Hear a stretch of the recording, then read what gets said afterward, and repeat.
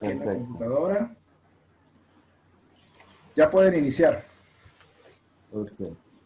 Entonces, primero que nada, muy buen día. Nuestro grupo le corresponde el tema número 36. Está compuesto por Keisha Parada, Raimar Perdomo, Alexander Rodríguez y mi persona, José Luis Cano, correspondiente al desarrollo de las caras, fosas nasales y paladar.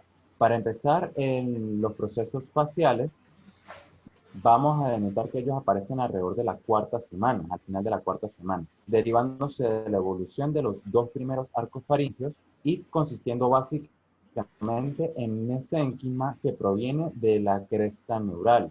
Hacia el final de la cuarta semana aproximadamente, se va a formar lo que es el centro de la cara, es decir, perdón, el centro de la cara a partir de lo que es el estomodeo boca primitiva. Es decir, que este va a ser como el punto de referencia para las prominencias que se van a desarrollar, dividiéndose entonces en una prominencia impar y tres prominencias pares. La prominencia impar, que sería el proceso frontonasal, y las prominencias pares, que serían los procesos nasales, maxilares y mandibulares, también conocidos como maxilares inferiores.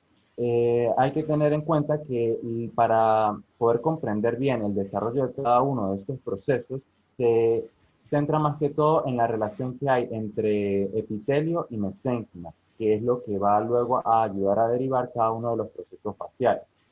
Seguidamente vemos que el desarrollo de cada uno de estos se va a dar, como se mencionó, respecto al estomodeo, es decir, que esto va a ser el punto de referencia, teniendo entonces que los maxilares inferiores van a desarrollarse caudal respecto al estomodeo, es decir, en la porción inferior. Los maxilares superiores en los laterales del estomodeo y el proceso frontonasal, en la prominencia frontonasal, se va a desarrollar en la porción craneal, o es decir, hacia el superior del estomodeo.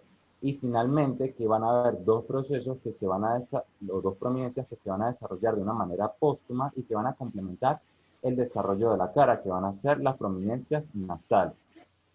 Estas van a ser las que completen las cinco prominencias que se desarrollan en la cara. Ahora vamos con lo que es la placoda olfatoria.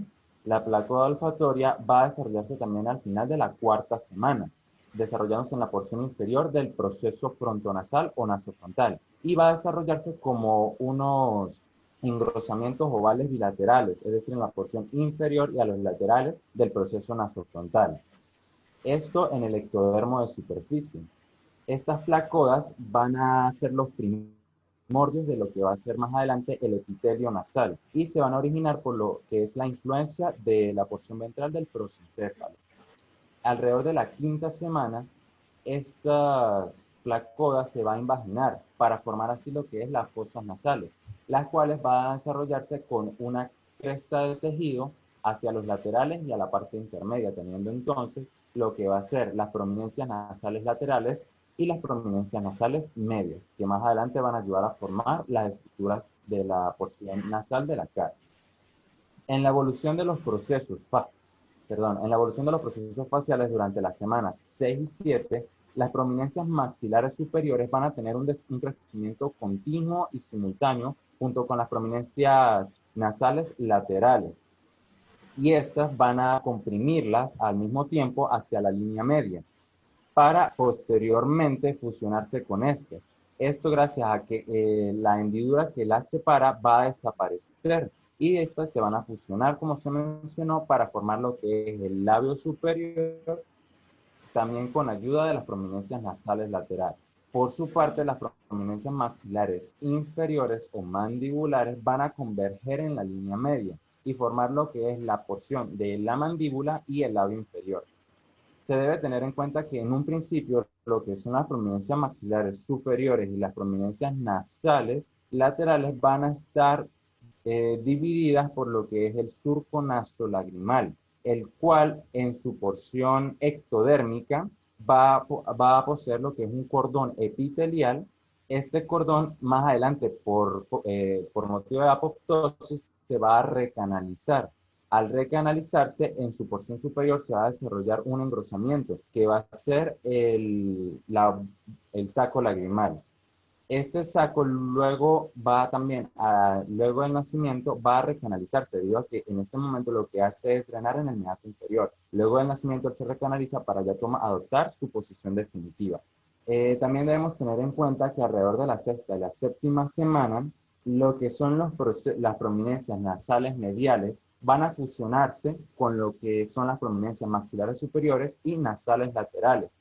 Esto, para que se fusionen, como se mencionó, se tienen que desintegrar sus epitelios de superficie y así poder constituir lo que es el labio superior y los procesos maxilares.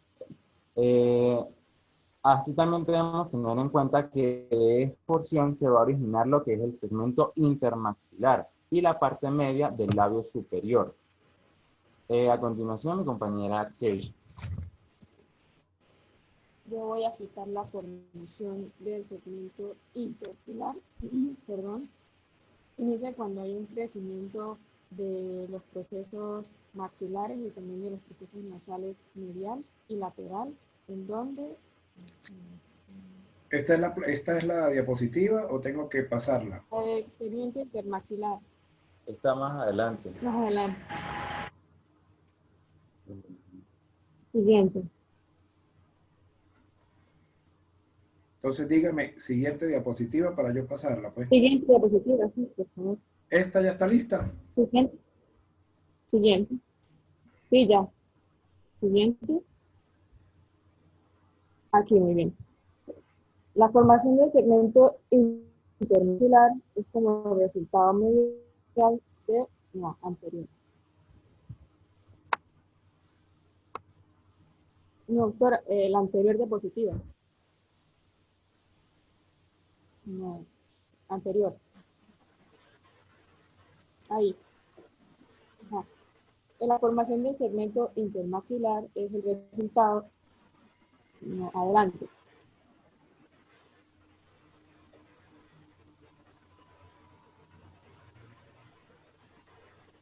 Doctor, ahí. Esa diapositiva, doctor. La formación del segmento intermaxilar es el resultado del crecimiento medial de los procesos maxilares, las dos preeminencias nasales mediales y laterales que se fusionan tanto en su superficie como en su profundidad, y estas estructuras que se fusionan forman el segmento intermaxilar, que está compuesto por un componente labial que va a formar el surco subnasal del labio superior, un componente labial que forma el surco subnasal del labio superior, un componente maxilar, donde va a llevar los 4 niveles de los dientes incisivos, y un componente palatino, donde va a estar ubicado el paladar primario triangular. El segmento intermaxilar se continúa con la parte central del tabique nasal para deformar la prominencia frontonasal. ¿No? Adelante. ¿No? Los derivados definitivos de los procesos faciales son 5. El primero sería el proceso frontonasal, que es derivado de la porción ventral del prosencéfalo y va a formar el techo del estomodeo o boca primitiva. Entonces tendremos los dos procesos maxilares derivados del primer arco mandibular, que van a formar las paredes laterales del estomodeo. Por otra parte tenemos los dos procesos mandibulares que provienen del primer arco faríngeo y forman el piso del estomodeo. Cabe recalcar que la membrana bucofaríngea también tiene un pequeño trabajo porque se reabsorbe en el día 26 y pasa a formar parte de la pared posterior del estomodeo. Entonces, del primer arco faríngeo se crean la prominencia frontal, maxilar y mandibular. Siguiente. Okay.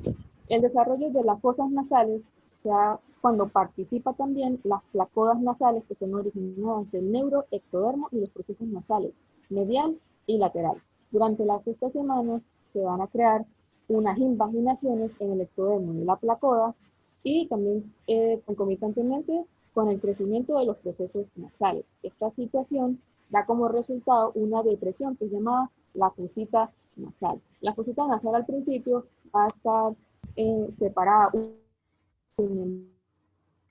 van a irse a media y se van a profundizar en el mesodermo subyacente, quedando separados transitoriamente por la membrana buconasal. Hacia finales de la 6ª semana, las membranas buconasales, no anterior, las membranas buconasales desaparecen y ahora va a quedar comunicando las fosas nasales con la cavidad oral, en lo que una comunicación conocida como coana primitiva por detrás del paladar primario. Cuando hay un crecimiento del interior del paladar secundario, ellas se van a reposicionar y se van a llamar coanas definitivas entre fosas nasales y nasofaringes. Hacia el tercer mes de vida intrauterina se van a crear unos relieves óseos que son conocidos como las conchas media, superior e inferior.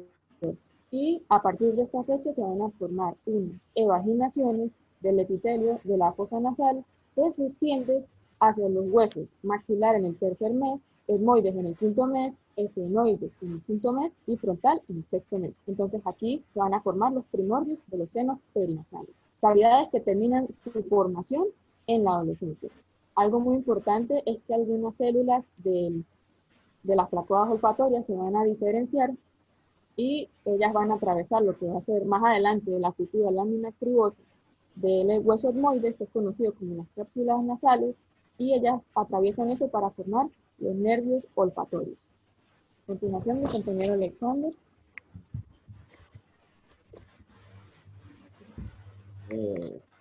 No, bien, doctor. La lámina es la anterior. La anterior a esa. Esa es. Bueno, los cornetes nasales empiezan a formarse durante el tercer mes en forma de cartílago, como elevaciones en las paredes laterales de las cavidades nasales, a partir del hueso etmoide. Luego de esto, a los ciclarse comienza su desarrollo, siendo el cornete inferior el primero en consolidarse. En cuanto a los senos paranasales, estos se forman a partir de divertículos o evaginaciones en las paredes de las cavidades nasales, las cuales luego se convierten en... No, sigue siendo la diapositiva anterior, doctor. En las cuales los senos paranasales se forman a partir de los divertículos o evaginaciones de las paredes de las cavidades nasales y luego se convierten en cavidades neumáticas, es decir, cavidades llenas de aire. Las cuales se extienden hacia los huesos maxilar superior, etmoides, frontal y efenoides. Algunos de los senos paranasales, como el seno maxilar, comienzan su desarrollo en la vida fetal tardía, mientras que el resto de ellos lo hacen después del nacimiento. El tamaño y la forma de estas estructuras juegan un papel muy importante en cuanto a la forma de la cara, se refiere, durante el crecimiento postnatal. La mayor parte de los senos paranasales son rudimentarios o inexistentes en el recién nacido. El seno maxilar, los senos maxilares son pequeños en el nacimiento y crecen de manera lenta y pausada durante la pubertad hasta que alcanzan su desarrollo completo al inicio de la edad adulta. En el momento de nacimiento no existen los senos frontales ni los senos genitales. Estos surgen de las semillas genitales, las cuales son de tamaño muy pequeños a los 2 años de edad y crecen de manera significativa hacia los 7, 6 u 8 años. Las semillas genitales más anteriores, a partir de los años de edad, crecen hacia el hueso frontal, formando así los senos frontales. Estos pueden observarse en radiografías efectuadas a partir de los 7 años de edad. Luego de esto, de la misma forma, a los 2 años de edad, las semillas genitales más anteriores forman los senos genitales, creciendo hacia este hueso. Exacto, esa es la diapositiva.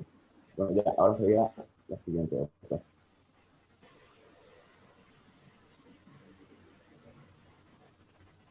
La siguiente diapositiva, ya voy por la siguiente. Ahora está. La formación de la mucosa olfatoria.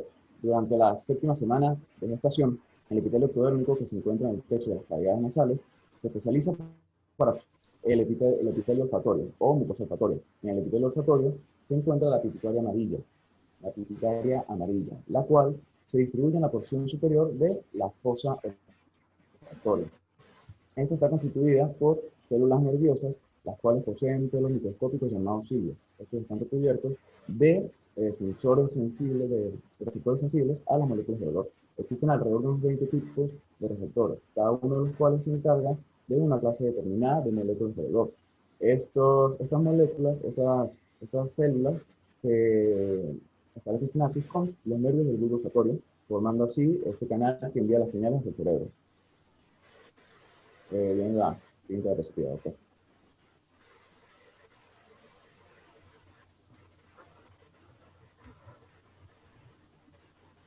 En la siguiente diapositiva, doctor. Ajá. La importancia de la mucosa olfatoria para el nervio olfatorio radica en que es la diapositiva anterior.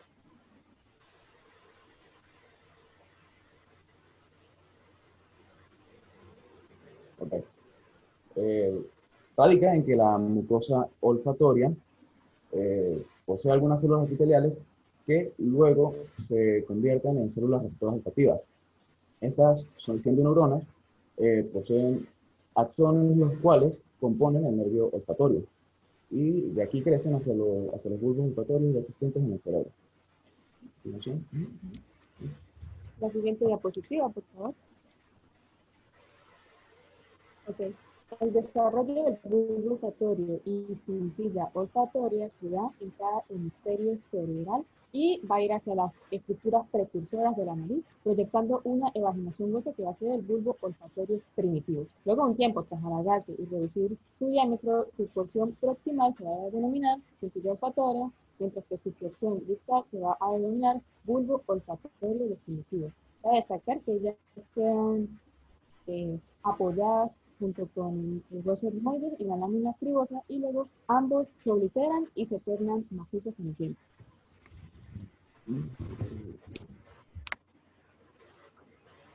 Siguiente diapositiva, por favor.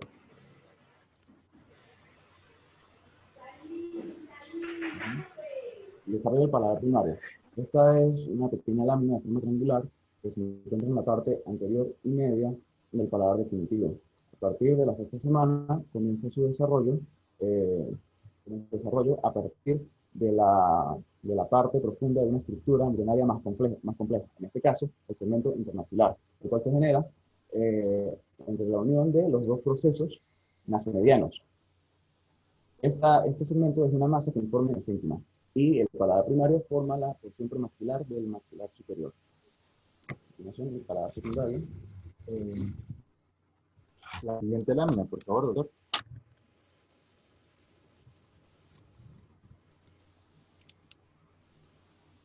Para la siguiente lámina, por favor. No le ha llegado, ya se la pasé. Dice el desarrollo del paladar secundario. Ajá, desarrollo del paladar secundario. Ahí está. Para el desarrollo del paladar secundario, este se va a ubicar como primordio las partes blandas y duras del paladar. Se va a iniciar su desarrollo en la semana número 6 por los esbozos precursores, que son láminas horizontales, también conocidas como los procesos palatinos. Estas van a nacer en la cara interna de los procesos maxilares. Y de estas van a darse las prolongaciones palatinas laterales, que van a situarse a cada lado de la lengua en un sentido inferomedial, y que alrededor de las semanas 7 y 8, las prolongaciones van a alargarse y ascender, posicionándose sobre la lengua de forma horizontal.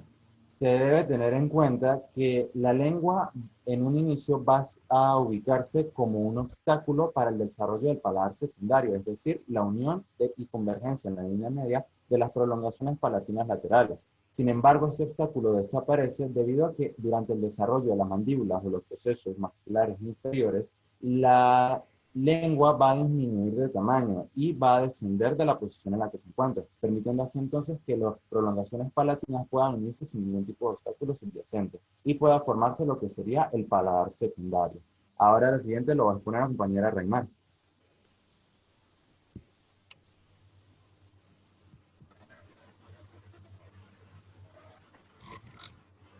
Ya me veo. No, activa el video, Reymar. Ya lo tengo activado. Ya, ahora sí te ves. Ajá. Las estructuras que conforman el paladar definitivo.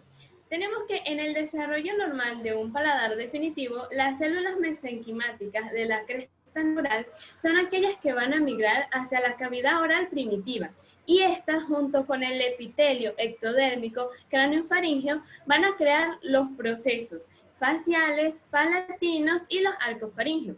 El paladar definitivo es aquel que se forma a partir de 3 esbozos. El primero es el paladar primario, el cual se deriva de los procesos nasales mediales, y el tercero y último es el paladar secundario. La siguiente diapositiva, por favor. Las anormalías faciales, nasales y del paladar. En cuanto a las anormalías faciales, tenemos el síndrome de Treacher-Collins.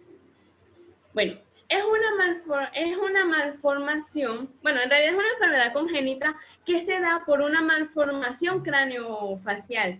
Un ejemplo de esta es la ausencia del hueso cigomático. ¿Por qué se da?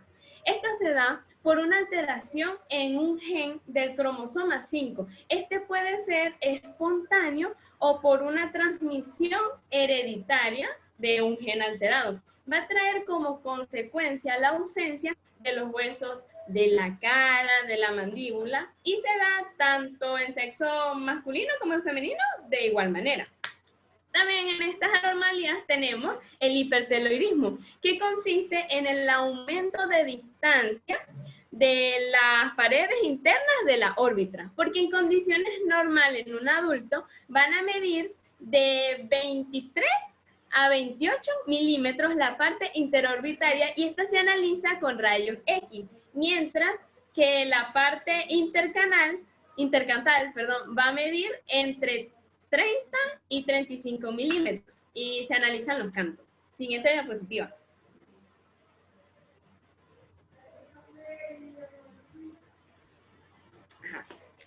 En la parte nasal tenemos la arritmia, que consiste en la ausencia de la nariz. Se dice que esta se origina porque las placodas olfativas, o sea, hay una falla en la invaginación en la 5ª semana de desarrollo embrionario. ¿Y qué va a traer como consecuencia? Trae como consecuencia que no se forma la lámina cribosa, el tabique nasal y los huesos de la nariz. En cuanto a la hendidura nasal, tenemos que esta se da por la falta de unión en los procesos frontales y faciales. Por lo tanto, se crean hendiduras tanto mediales como laterales. Siguiente diapositiva. Las anormalías del paladar. Estas son las más comunes. Y en estas tenemos el labio leporino o el paladar hendido. Es aquel donde vamos a tomar como referencia la fosa incisiva. Y esta va a tener anormalías también faciales y problemas en el lenguaje. Tenemos que está dividida en dos grupos, un grupo o hendidura anterior y un grupo o hendidura posterior. En el grupo o hendidura anterior es aquel donde tomamos la parte del labio, o sea, superior, en la parte alveolar del maxilar, y esta se extiende hasta la fosa incisiva, dejándonos el paladar en una parte anterior y una parte posterior. Esta se da por una falla en el mesénquima, en la prominencia maxilar y en las prolongaciones palatinas. Se da sobre todo en el sexo masculino y la frecuencia es de 1 por 1000 nacidos. En el grupo posterior, o hendidura posterior, tenemos que se da es en el paladar secundario, ¿verdad? Ok. Bueno, esto va por los procesos blandos y duros de este paladar y llega hasta la fosa incisiva. Es una malformación de este paladar secundario, así como también una distorsión en el crecimiento de las prolongaciones palatinas. Ahora viene la hendidura unilateral del labio superior. Es aquella donde hay una falla en la fusión de las masas mesenquimáticas, también va a haber una falla en la proliferación del mesénquima y un alisamiento en el epitelio de revestimiento. Y por último tenemos el labio bilateral, que es aquel donde las masas mesenquimáticas de ambas prominencias no se encuentran. Por lo tanto, estas no se van a fusionar con los procesos nasales ya fusionados. Gracias. Bien. Bueno, correcto. Voy a conversar yo ahorita un poquito. Vamos a ver. Desactivo mi cámara. No, ya también la compañera puede activar el video. Raimar también se puede unir a ustedes, si quieren. Yo voy a estar ausente por los momentos, pero Raimar se puede unir. Bueno, mire, jóvenes. Vamos a hablar un poquitico sobre el seminario. En la primera lámina hay una cuestión que a mí me llamó la atención, ¿verdad? Aquí, donde ustedes hablen de 3 prominencias pares. Inclusive yo ayer les iba a hacer una corrección, porque normalmente son 5 los procesos faciales. Más adelante ustedes lo mencionaron y evidentemente aclararon la confusión. Esos 5 procesos faciales son el proceso frontonasal medial, 2 procesos maxilares, por lo tanto son pares, y 2 procesos mandibulares. Entonces, pues esto de aquí, esto de 3 prominencias pares, yo creo que se debería corregir. ¿Ustedes saben los límites de la cara? ¿Quién me puede contestar cuáles son los límites de la cara? La cara como tal, como estructura anatómica. ¿Cuáles son los límites de la cara? Sería en la porción frontal, del cuello frontal, la porción mandibular y la finalización de los cigomáticos, si no estoy mal. Bueno, entonces la cara va desde la frente hasta el mentón y de un pabellón auricular a otro pabellón auricular. Lo de la proliferación del mesénquima es muy importante porque evidentemente ustedes lo mencionaron, lo de las crestas neurales y las células de origen mesodérmico, y eso es una interacción entre epitelio mesénquima que se mantiene, ¿no? Inclusive hasta después del nacimiento, porque en la madurez definitiva de la morfogénesis facial se logra en la etapa postnatal. ¿Saben qué es lo primero que se forma en la cara? ¿O qué es lo que se va a formar primero en la estructura de la cara? ¿Cuáles son las 2 estructuras que se forman de primero? El labio inferior y la mandíbula. Bueno, la mandíbula y el labio inferior. Esas son las 2 estructuras que se forman. Y normalmente en la formación de la cara, ustedes lo mencionaron, interviene un ectodermo superficial, un mesodermo subyacente y las células de las crestas neurales. Eso es bastante importante. Hay una cosa que nunca les puede pasar cuando ustedes hablen en un seminario de embriología, que es cuáles son los factores que intervienen en el crecimiento y el desarrollo.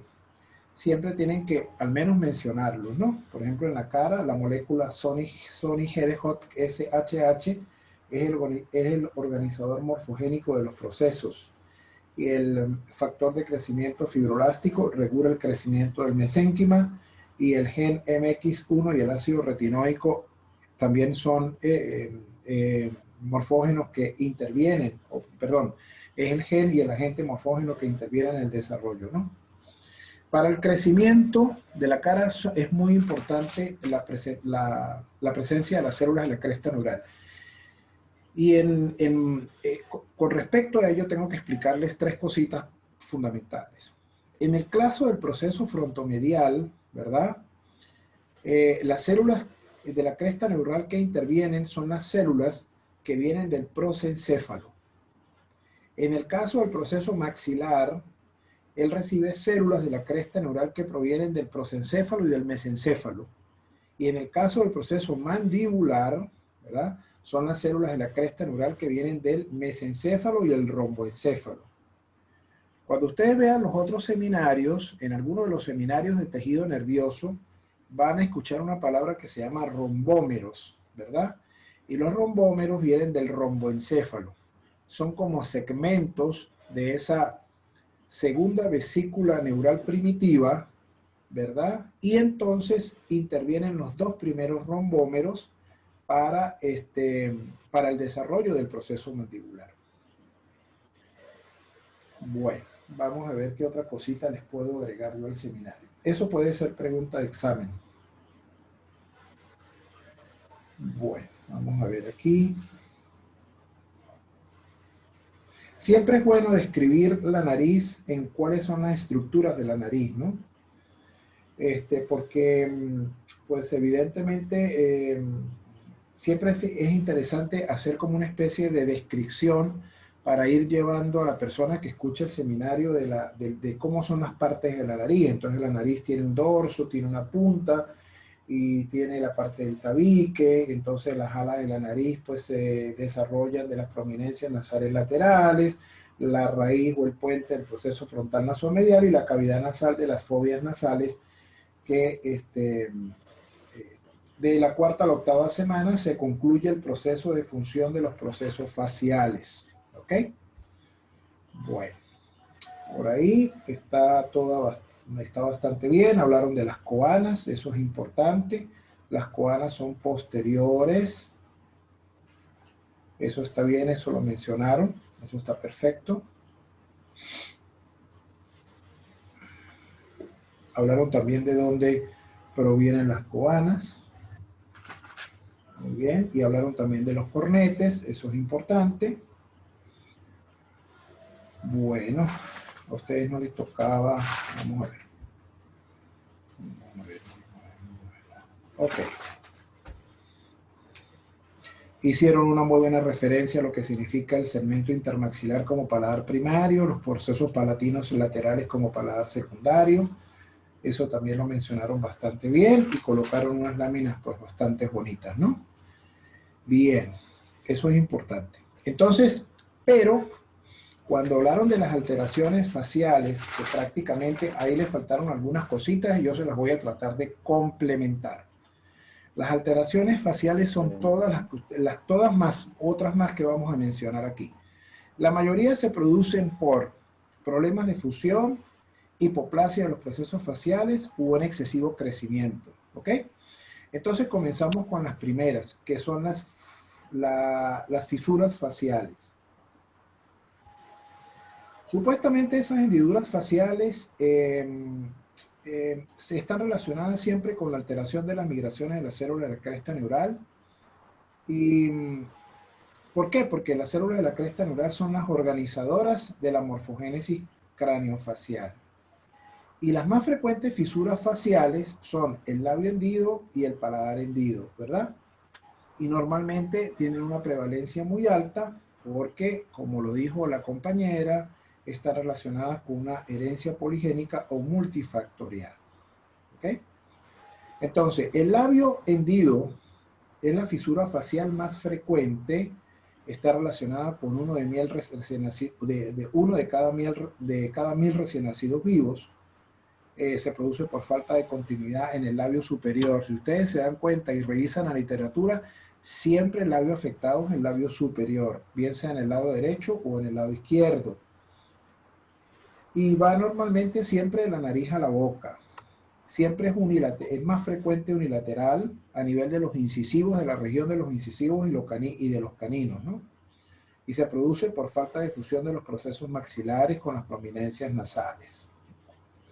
Después viene el paladar hendido, que la incidencia es de 1 en 2.500 recién nacidos vivos. Es un defecto del paladar que permite la comunicación anormal entre la cavidad nasal y la cavidad bucal. Eso para tratarlo, ¿verdad? Y fíjense que es más frecuente en las niñas, o sea, en los recién nacidos de sexo femenino. Y para tratar eso hay que colocar una prótesis palatina, porque lo que falla ahí son los procesos palatinos que van a formar el paladar secundario. ¿Estamos claros en eso, verdad? Bien. Ok.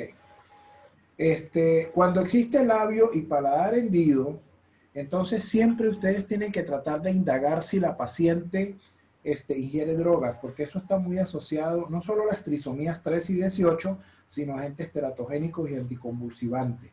Aquí sí es falta del desarrollo total del segmento intermaxilar y de los procesos palatinos laterales y del proceso maxilar. Después está algo que se llama la hendidura facial oblicua, que es muy poco frecuente, se debe a hipoplasia y es un defecto de falta de fusión de la prominencia nasal y del proceso maxilar. Y él afecta totalmente toda la cara, desde todo lo que es el trayecto del surco lagrimal, desde el ojo hasta el labio. ¿Ok? Después hay otra que se llama hendidura facial lateral, que se llama macrostomía, que es una fisura facial lateral transversal, o sea, como si nosotros ampliáramos los labios, como si los labios fueran los del Guasón. Es una boca grande en uno o ambos lados, llegando hasta la oreja en algunas ocasiones. Y eso es por falta de fusión o hipoplasia de los procesos maxilares y mandibulares. Después viene algo muy importante, que no se les olvide este nombre, que se llama holoprosencefalia, que es un defecto secundario a un problema del desarrollo del prosencéfalo. Ahí están alterados los ojos, la nariz, la boca, hay alteraciones de los hemisferios cerebrales en uno o solamente uno o los dos están unidos porque no existe la cisura magna. Hay un hipotelorismo, ¿verdad? Que los ojos están muy pegados, muy cerca. Puede haber ciclopía con un solo ojo o los dos ojos dentro de una sola cavidad. Y la nariz es sustituida por una probóscide tubular que puede estar por debajo o arriba de los ojos. Eso es algo bastante común que ustedes lo van a ver mucho en las fotos. Entonces, cuando ustedes vean que se llama de la holoprosencefalia, inmediatamente van a relacionar un defecto con el desarrollo del prosencéfalo más un defecto con el desarrollo de los procesos maxilares mandibulares o nasomediales. ¿Por qué? Porque también hay un defecto en la migración de las crestas, de las células de la cresta anular. Después hay otros que se llama displasia frontonasal, donde hay un exceso del tejido mesenquemático del proceso frontonasal medial, se proyecta hacia abajo. Hay hipertelorismo, es decir, los ojos están muy separados de la línea media, el puente nasal es muy ancho, puede haber un surco nasal medio longitudinal, las narinas están muy separadas, podemos hablar inclusive de una nariz bífida y de un labio hendido medial. Después viene la micrognatia, que es una mandíbula pequeña, está relacionado con el síndrome de primer arco, ¿ok? Eso es muy importante porque está relacionado con una herencia autosómica dominante. Lo mencionaron en el síndrome de Treacher-Collins, donde existe una micrognatia, un coloboma de los párpados, un paladar hendido y una dentición defectuosa. Después viene otro síndrome del primer arco que se llama agnatia u otocefalia, que es la ausencia total de mandíbula. La oreja puede estar de implantación baja, puede estar implantada a nivel del cuello o puede estar implantada a nivel de la cara y no existen labios. A veces la holoprosencefalia tiene también se puede asociar con la agnatia. Y bueno, ok, entonces ahorita vamos a dejar de grabar. Vamos a dejar de grabar, vamos a detener la grabación.